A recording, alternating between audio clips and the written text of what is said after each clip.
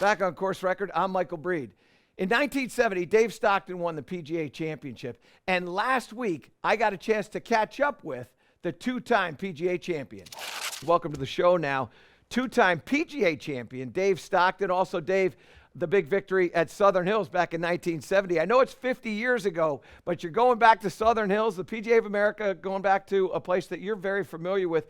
Give us an idea, rewind the videotape to 1970, your game as you came into a PGA championship, and then what it was like on that Sunday after you're holding up the Wanamaker Trophy. Well, it was unbelievable. Number one, totally different what they're going to face this year. Number one, they won't be in August. They're going to be in May. What I faced was 95, degrees, 96 degrees with 100% humidity. Gatorade had just been invented. I drank it every 3 holes and never did go to the restroom because you just sweat it out of you.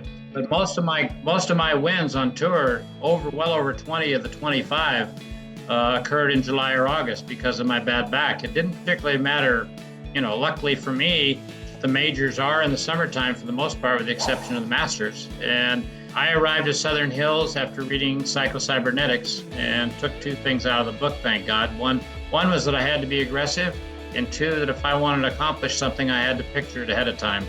And I arrived Monday morning, went out to play a practice round, pretending that I was the PGA champion. I was going to be. I was just going to go out and play for the next 7 days, and that's what was going to happen. And it worked out. It was unbelievable. And then, of course, coming down with having a 3-shot lead over Palmer going in the last round. It's the only one major that he did not win. Kathy's in the clubhouse, 8 months pregnant with Ronnie, and going to have him exactly 30 days after August 16th. And I'm out there with Arnold, just having a field day, and this tremendous heat, and all of everybody rooting for Arnold, obviously. And I won. Of the 2 PGAs I won, I truly won this one. That one was mine because I played better than anybody else, and it showed. What was it like as you're in the middle of playing against arguably the most popular golfer ever to play, certainly the most popular golfer of that vintage in 1970? What was it like to be in the middle of that army of individuals rooting for Arnie? It was good. As long as I putted out first, that's one thing when you play with Arnold, you never let him putt out, because if he did, then, he's going to try to more or less contain them, but they're gone to the next hole, right? So, yeah, you just make sure you putt out. And I was really good after the 5th hole when I 3-putted, and this guy in the gallery yelled, "You got him now, Arnold." And he had a 2 or 3 shot. I had a 2 or 3 shot lead at that point. And I went birdie 2, eagle 2, double bogey 5 on 8, which I hate that hole. It's long par 3, probably in excess of 240 now, I'll bet. And then drove it in the fairway bunker under a tree and hit it a foot from the hole and birdied that. And all of a sudden I had a 6 or 7 shot lead going in the back 9. I played my own game. I loved the gallery. It was spectacular. Even rooting for Arnold. They were yelling and screaming. I got in trouble on 13 and made a heck of a bogey on 13, which is now, God knows how. It's a par 5 now, and they moved it way, way back. But it was just an unbelievable week. Let's talk about Congressional, which you talked about, the 2 courses that you've won PGA championships on. That was a Monday finish. You made a big par putt on the last hole. I think it was 15 feet or so for that win. If you can, give us some insight into the emotional experience standing over that putt to win that PGA championship. And was there anything that kind of went, hey, you know what, Dave, you've done this before. You won this PGA championship back in 1970. Just go and just pick your target and roll on. What was the mindset like standing over that par putt? I knew I was going to make it. It was an inside right putt, and I didn't want to be 15 foot, but greens were perfect.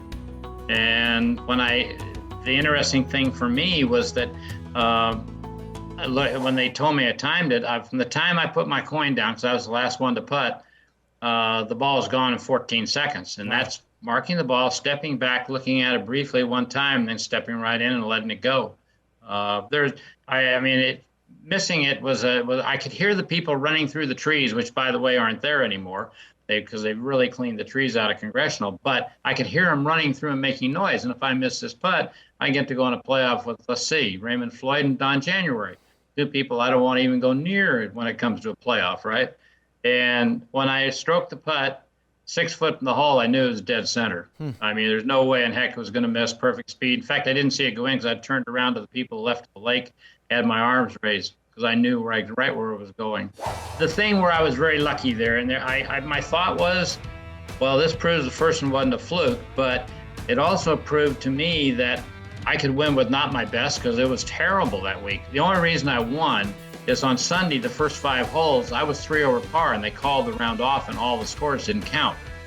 On Monday, I'm 2 under the same stretch, 5-shot difference.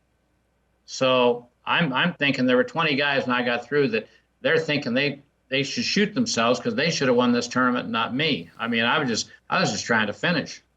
Amazing. Dave, I want to get to what you said about you saw what it was, you just hit it on the line. You have been widely regarded as not just a great putting player, but also to a great putting coach. And you've helped a lot of players really achieve greatness in putting. Give me an idea of some of your philosophies when it comes to putting, line, face, speed, all those little different things. Simplify your philosophies as best you can for us and what you feel is important. My philosophy is I want to roll the ball. I want to contain the speed. I want to make sure I don't ever leave it short, but I don't want to knock it more than 16, 17 inches past. And that's why I don't talk about hitting a putt. I roll a putt.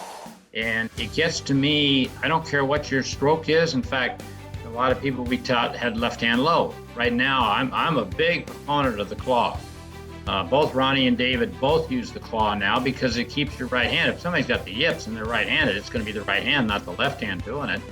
So it lets you make a stroke and go through. But the thing, and I've talked to you about it before, is that I feel that the announcer will say, you really release the putter, and I want to throw up because I don't want to release a putter. I like to release a driver or a 7-iron or whatever if I'm trying to hit something really good. I want to get my backstroke, and then I want to maintain the pace through the ball. My dad would say to me, he wanted me to putt, give him 1 inch of no reaction to the putter touching the ball, which a lot of people stop dead and recoil it. Other people start coming up real fast. So you're putting different rolls on the ball every time, and you can't control your speed when you do that. But most people get up there, they put the putter down behind the ball, and for 6 or 7 seconds, I don't know what they're thinking about. I'd already made the putt and headed for the next tee. You can't try, I guess is the biggest word. I want you to feel it, not try. Let me ask you about Ben Crenshaw was a guy who rolled the ball beautifully as well. I know that you guys have done some things together in the past and certainly played some golf against one another. Your thoughts on his ability to roll a golf ball? A little bit different technique, a lot of toe flow, a lot of length in the backswing, not a lot of follow through. But as you've said many times, a lot of different ways to get it done. Crenshaw and we collaborated on a DVD together, and it was priceless because he was really worried. And I said, it doesn't make any difference. We have so many similarities. And the similarities are that we're slightly different, but we have tremendous feel. Mm-hmm. And that's just, but you have to find that. And you have to, when you're teaching people, I'm gonna give them one thing. I'll have to ask them to sign their signature, which I did at Crenshaw. Ask them to sign their signature, and then right below it, take 20 seconds to try to duplicate it. And nobody can duplicate their signature if they're trying. And that's what they do when they putt. So it's just a matter of getting up and picturing it and letting it go. And that's what Crenshaw does. So he doesn't look nervous. And that's Jack, on the other hand, is a slower player. But you knew good and well when Jack hit the putt, including last Saturday when we played that Legends down in Houston, I guess the TV cut off, but Jack holed about a 12-footer dead center, raised the putter just like he did at 17 in Augusta in 86. And yes, I'm just smiling. I mean, it's totally different, much slower, but you knew he was set, and you knew he could see the line. You could tell that he knew exactly what he was doing. And so many people get up and they just hope they make it, and it ain't going to work. Dave, I could talk to you for hours. I appreciate the time so very much. Thank you, and all the best to you and the boys, and obviously your family. Thank you. Appreciate it, Michael. Good being with you. Yeah, See always. you at the PGA? Yep, I'll see you at the PGA. Always love getting some insight from Dave Stockton.